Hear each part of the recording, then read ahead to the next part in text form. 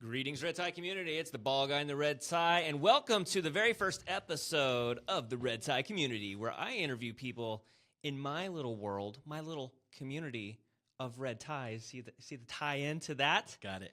Yes, that's right. Today we have Mr. Christian Stone, and we were not expecting to do a podcast today, No. but not at Mr. all. Tyler the Tech is like, hey, let's do a podcast. Jump in. And then I'm like, okay, only if Christian Stone does it with me. And here we are, bud. Here we are. Because you're going to be doing a podcast this year. I'm doing a podcast this year. So why don't we start off at the same exact time? It's awesome. I love it. Like it? Let's do it. All right. So the premise of my podcast show is going to be about the interesting people in my life. And I think you're a very interesting person. So what I want to talk about today is your origin story, about how you got into real estate. Okay. All right. So first of all, you're not even 30, right? Nope. 27. Okay. So you're just a little bit of baby, little baby realtor. Just a little baby. Yeah. You're not one of these old men like me. No, not at all. Fine-tuned.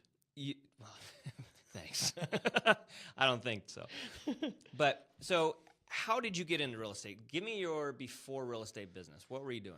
Ooh, that could go how far before? All right. You graduate high school because that was yeah. like a year or two ago. So So I got out of high school with no intentions of real estate. I Okay. actually was going medical, going towards being a nurse was my end game. Sure. Started working construction, figured out that wasn't for me. physical labor, no thank Manual you. labor all day? No. Yeah, not I'll having work it. hard, but not in the sun all day. Yeah. And I got my EMT license, started working at Hemet Hospital. Okay. Good old Hemet Hospital. Woohoo. Go Hemet. Now, are you from Hemet? I am. Born and raised. Born and raised. Okay, because you prospect a lot in Hemet, right? Yep, Okay. yep. I was born in Hemet Hospital. Wow. So Yeah. you're legit Hemetonian. I am a Hemetonian. The curse is not real. Well, for some people. Hopefully not. Yeah. And I was working at Hemet Hospital and was going to doing my prereqs to get into nursing school. Okay. At the time at night after work, and then in the morning. So I'd work morning and night shift, and then I ended up buying a house. Okay. And I just enjoyed the process. I actually signing what's the last one? HUD 1 Yeah. that you sign. Yeah. I saw the agent's commission, and I Yeah. said, "Do I get some of that?" Of course, like every buyer, right? Right, Yeah. right. Yeah. So I asked him. I said, "Hey, how does this work with your pay?" And he said, "Well, that's what I make off the sale of the house." Mm. And I'm like, "Okay, with every house?" Mm-hmm.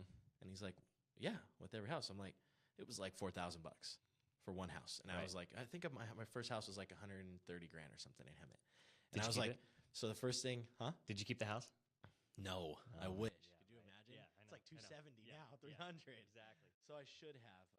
We made money on it, of course, but not as much as if I still owned it. Yep. That's a tad bit. Save your houses. Yep. But the first thing I asked him was, well, what if you sell like 5 or 6 in 1 month? He's like, well, then you make 30 or 40 grand. I'm like, And then the light bulb Oh. goes off. and then yeah, I literally went home that night and signed up for real estate school. Literally, that's that night. Wow. Yes. Yes. And so the whole real estate courses here in California, you can go through it in a couple of weeks. So how long did it take you to get that done? Well, it took me, of course, at this time I was 21. Mhm. So I was working from 3 in the afternoon till 11 at night, trying to get it done when I woke up in the morning. But at that time, I was, still doing my 21-year-old thing, Yep. hanging out with friends, Yep. desert, river. So I think it took me almost 6 months Wow. to finish my license. Okay. Yeah. And then, so what was your first office experience? Like, did you already have an office that you wanted to go to, or did you just like kind of go and do your thing? So what I did was I joined the brokerage that agent was at. Sure. He ended up, I just said, hey, you want to be partners, basically. And we became partners for the first 2 years of my career. Okay. And we were at a brokerage in Hemet, Brubaker Colton Okay. is where I first joined. Sure. And Great office out there. yeah, I mean, it honestly, my first year I sold 29 houses. So That's phenomenal. it was insane. So what year is this? Is this 2008, 2009, 10, 11? This was 2014. Oh, wow. Yeah, 2014 was my first year. Wow. So this will be, or 2013. Okay. Yeah, because 2018 will be my 5th year. So 29 houses. Can I ask what that commission was for the year? Well, let's see. At the hospital, I was making $32,000 a year. Okay. My first year in real estate, I made $145,000. Amazing. So I went, whoa, Yeah. holy smokes.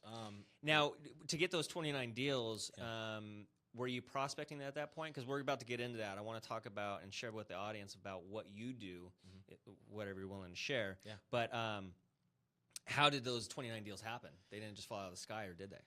No, I mean, so this agent that I ended up partnering up with, he's been a successful agent through the crash. I mean, I think he's been an agent, gosh, for 30 years. And he said, all right, the first thing you have to do is go to a seminar. I'm like, a seminar, like one of those motivational places? He's like, yeah, it's called Mike Ferry. Okay. So he sent me to Mike Ferry. He actually went with me. We got a hotel out there. It was in San Diego. I still remember. Okay. Had my notebook, and I was all gung-ho. Taking notes. Yep. And, Mike basically said on stage, like, this is what you have to do to sell 100 houses a year. So my head went, $4,000, 100 houses a year, right. $400,000 a year I can potentially make by the time I'm 27, 28, 29 years old. I'm like, okay. I literally came home. The first week of being home from that conference, I got an office at the brokerage and just started prospecting full time from there. So you just went for it? I just jumped straight in. That's awesome. Yeah. It was pretty intense. So do you remember your first listing appointment? Oh, gosh. Yes. My first listing appointment was actually a friend from the hospital. Okay. So I did real estate for 3 months part-time until I saved enough. Because at this time I had 21 years old. I had a mortgage, a truck payment, all that stuff off $32,000 a year. Yeah. So I had to pay my bills, right? Yep. So I saved up 6 months, and then I quit my job. Okay. 6 months worth of bills. So and I think that's what this podcast is going to show. You're very methodical. Yeah. Like when we were talking before the podcast got started, like you're like, I have it this way. Yeah. So you kind of planned your whole strategy from the get-go. My whole thing was, yes, plan. I know where I want to end, so I have to have a plan to get there. Yeah. Right? You can't, we all go on the roller coaster ride, for sure, but I can see it where I want to be. That's awesome. So I knew what I had to do. I ended up, kind of what we were talking about at my brokerage, I rose to the top very fast. Sure. Top listing agent, number one agent in the office, and I got a lot of backlash from that, surprisingly. Wow. And, unfortunately. So it's the bucket of crab analogy where you're starting to get out of the bucket and everybody wants to pull you down kind of thing? Yes. Yeah. Yes, exactly. So I was crawling out of the bucket. I ended up leaving that brokerage, joining another brokerage. My partnership, I was going at 100 miles an hour. My partner was going at 50 miles an hour. Sure. So we had just a discussion. We decided to break it off at the end of my second year in real estate. And then kind of just went full-time with just me from there. That's cool. Yeah. So we're coming up on 2018, literally just days away from it. Yep. And it's going to be a great year, I think, just all across the board. It is. And I know that you got some podcast stuff coming up and you're ready to use some technology. Yep. What are your thoughts about that? Do you have that methodically planned out as well, or I know this wasn't planned, but here we are. This was like walk into the office and John's like, "Hey, come here a second. Could we do a podcast?" I'm like, "Well, how's my hair?" Like which was a little insulting to somebody that cannot possibly grow hair. Literally been bald since freshman year of high school. So. Yep. And your hair looks great, by the way. So Thank you. I appreciate that. So for me, it's keep it simple. I'm still doing exactly what this Mike Ferry guy told me to do. I boosted it by hiring a coach my second year. I wish I would have done it a lot sooner than that. Hiring a coach and just listening to exactly what they say to do. Yeah. But what I'm starting to realize is, all right, how does Christian Stone set his path, his motivation, my inspiration, things like that? And a lot of it is watching what these other guys are doing that are on the next level to me. Sure. So if they're all doing podcast, YouTube videos, Instagram, Facebook Lives, then I need to be in that realm as well. Yeah. Right? Yep. So my thing was to hire Tyler the Tech, of course, and just get out there and actually start doing all this tech stuff along with my foundation. Yeah. So stick to my foundation, keep doing what I do to make me money, to serve my clients at the best I can, and then do this stuff on the back burner as well. Well, and again, going back to your methodical approach, I think that's a great way, is that you do have a foundation. Yeah. And a lot of people want to build something without a foundation. And so, as we all know, if you don't have a solid foundation, then it all seems to crumble. Yep. Right? Every time. So with technology, it's I think what you're going to find is it gives you all this leverage. Yeah. You know, all these things that you record can then be leveraged out over time. And if you make them evergreen, I mean, you don't date them with, hey, January 1st is next week, which I've already done. Damn it. But, you know, these things can be leveraged, you know, for the next couple of years kind of thing. Yeah. My Bald Guy Goes Boot Camp video is still one of my best watched videos and all that kind of stuff. When was that filmed? That was filmed in 2010. Wow. Yeah, so I've And been I doing... probably watched it last year, or the year before. That's right. Wow. That's when I was skinny. Yeah. Hey, you still skinny? A little chunky here. I don't know if the video's catching it, but yeah, you know, the video or camera adds 10 pounds, as they say. Maybe. Yeah, maybe. But yeah, that was in 2010, and the backstory to that is that's how Tyler Tech and I actually started doing videos. And so I had a family member that was a drill instructor with the Marine Corps, and I had this thought of let's do Bald Guy Goes to Boot Camp.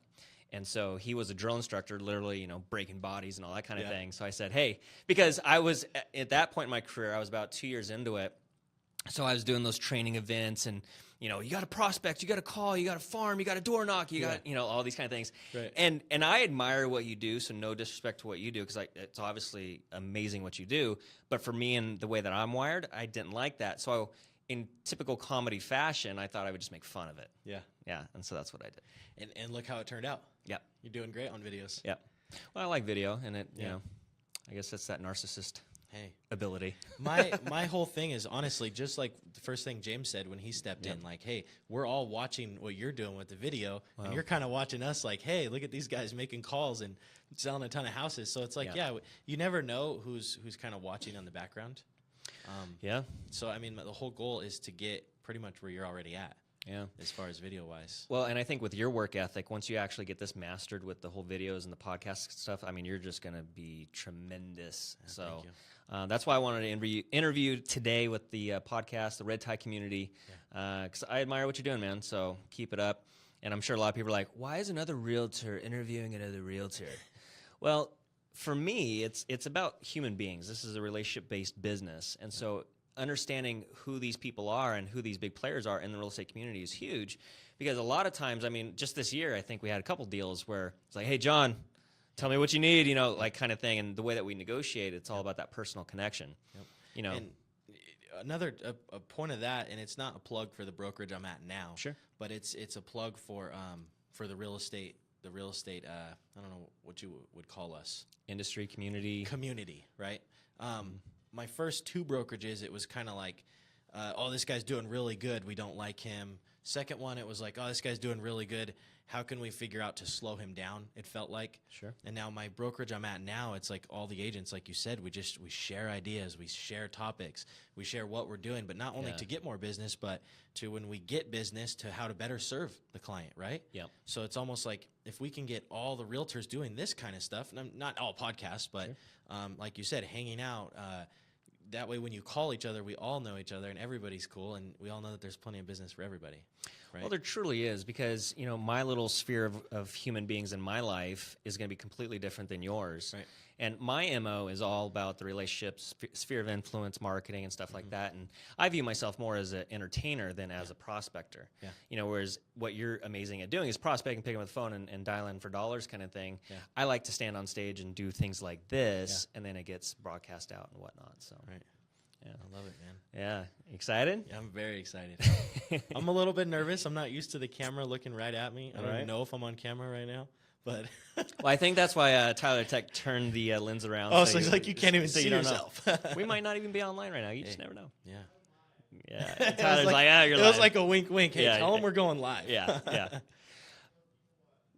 4 people. All right. That's freaking awesome. We love it. Well, anything else to end off 2017 on a high note? I would definitely just, I mean, when you walked in here, man, just everybody should just work together more. Yeah. And be more positive and help each other. Because if it wasn't for Norm, you know, my first partner, I probably wouldn't be where I'm at now. If it wasn't for him showing that generosity, teaching me what you have to do in real estate, and then, you know, pushing a little bit. Yep. You know, so. It's going to be a great year, man. You've done a good job so far, so I can't wait to see what you're going to do in 2018. And that, folks, is Mr. Christian Stone with Signature Realty in beautiful Murrieta, California. And this is John Butler, the ball guy in the red tie, with the Red Tie Community Podcast Show, with a little question mark at the end. So we'll see how many more of these that we do in the future. Sounds good. All right. All right, That's John. it. See Thanks you for later. having me. Bye-bye.